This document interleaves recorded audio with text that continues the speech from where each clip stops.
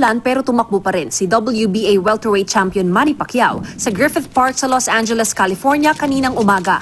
Umuwi rin naman siya kaagad tsaka nag-almusal ng paboritong sabaw, isda, ampalaya at kanin.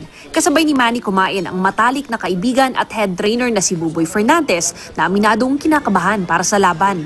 Excited, of course hindi mawala yung yung kaba, diba?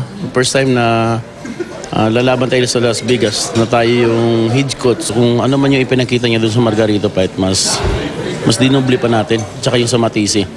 Magiging agresibo raw ang 8th Division World Champion simula round 1. Si Broner kasi, low starter. Kumbaga sa diesel, nagpapainit pa muna.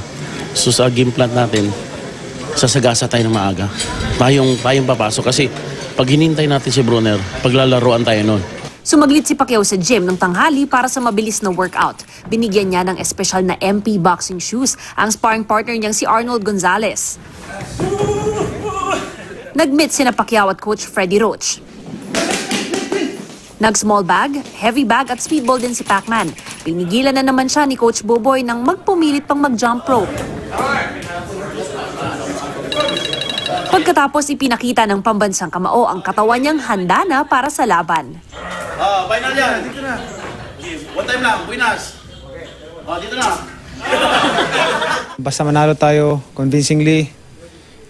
Kung nandyan yung knockout, pasalamat tayo sa Panginoon at yan ay bonus na rin. Gayunman, aminado si Pacman na mahalaga pa rin ang knockout win.